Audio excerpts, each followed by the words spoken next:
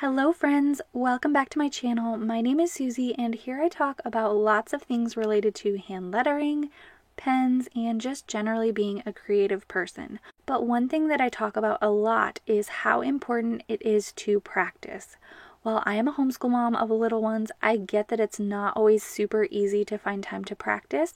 So today I want to share with you a few ways to sneak in some hand lettering practice even when you don't feel like you have much time for it. Now, these tips can likely be applied to many of your creative ventures, so even if you don't love lettering, I hope that this video will help you in whatever hobbies that you do enjoy. So let's get right into these tips. My first tip is to combine your practice with another hands-free task. This can help you to get a few things checked off of your to-do list all at once. For example, if you always watch a certain TV show, maybe turn some of that time into your lettering practice as well. You could even letter names of your favorite characters or quotes that they say as you're watching. And the same goes for listening to music or listening to audiobooks, podcasts, sermons, or whatever you may already do that would allow you to also practice your hand lettering at the same time. The next tip that I have is to take your hand lettering on the go and fit it into little pockets of time that you may have available. This could be when you're waiting for an appointment, when you're sitting outside enjoying the sunshine, maybe when you get to work a few minutes early and you don't have anything to do with those 5 minutes before you can clock in. Anything where you are sitting and waiting and could easily pull out a little pencil case of your favorite supplies. But honestly, you don't even need a bunch of supplies. All you really need is a pen or a pencil and a notebook, and you can practice your letter formation with that. I also like to make my own little traveler's notebooks out of fun paper for the cover, and then you can add in your nice and smooth paper for hand lettering on the inside. You can cut it down to whatever size you need so that you can fit it into your pencil case or whatever you have to carry your supplies. These notebooks are really simple and fun to make, and I actually have a tutorial on this that I will link below in case you wanted to make your own. My next tip is to do a productive task creatively. So if you are making a grocery list, try to sit down a bit and practice hand lettering while you list out what groceries you need. Or maybe you're writing a letter or sending someone a card or taking notes. You can practice your hand lettering on that by simply drawing your letters in your hand lettering style instead of quickly writing with your regular handwriting. I do want to mention that if this takes too long, you can move on to using a monoline pen.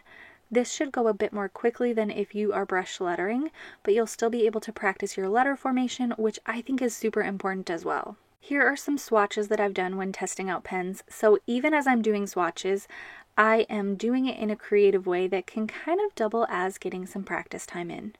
And same for making these videos. Sometimes I spend hours lettering for a single video, and I think that all helps me practice and grow in my hand lettering skills. You can also practice as you set up your bullet journal or your planner, or you can use memorization to practice by writing the thing that you're trying to memorize over and over. And just doing art for fun while incorporating lettering is another way to practice. Doing productive tasks creatively can help you to fit practice in, but also still feel like you're moving along with your to-do list. The next way that you can practice when you don't have much time is to schedule it into your day. Now that might seem obvious, I know. But what I mean by this is to schedule even a tiny bit of practice into your day if that's all you can do. If you think you need to have the entire ambiance, a cup of coffee or tea, soft music, and a full hour of undivided attention to practice, then it honestly might be a struggle to ever practice, because let's face it, there are certain seasons of life where that whole scene just does not happen that often. I think I might actually be in one of those seasons of life right now.